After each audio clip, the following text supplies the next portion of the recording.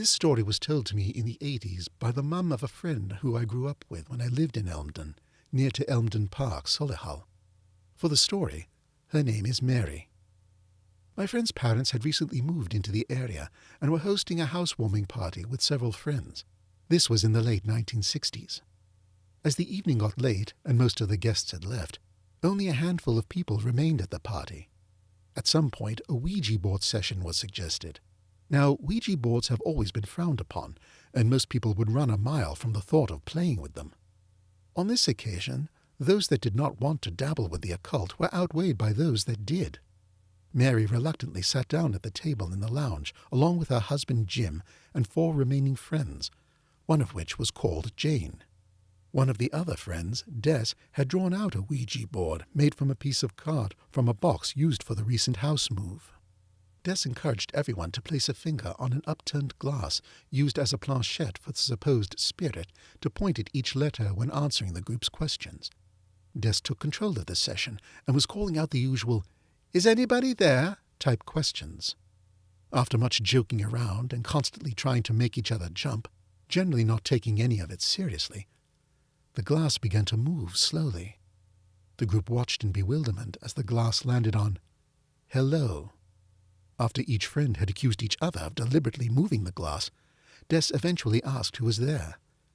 Slowly, the makeshift planchette spelt out the name Albert.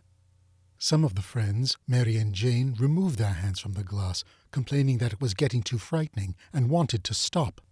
Des warned them to replace their fingers on the glass, as the session would need to be closed properly. They reluctantly did, and Des began the process of closing the session.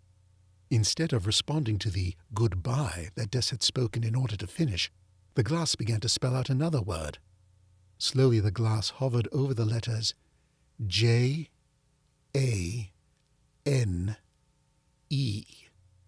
Everybody looked towards Jane inquisitively. Jane's eyes widened as she realized her name had been spelled out. All this time Des was repeating, "Don't let go." After a few moments, the makeshift planchette continued and spelled out G-O-H-O-M-E.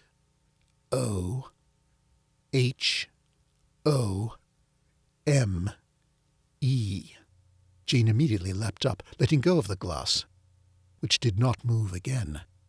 Jane was visibly shaking, and after trying to laugh it off, accusing the group of playing tricks, she left the party to return home. Mary did not hear from her friend for a few days, and her telephone was either constantly engaged or just ringing out. Eventually, Des was able to update Mary and Jim on how Jane was doing. Jane was well, just terribly upset. After getting home after the party, she found out that her father had died from a heart attack. What made it more compelling was that her dad's name was Albert.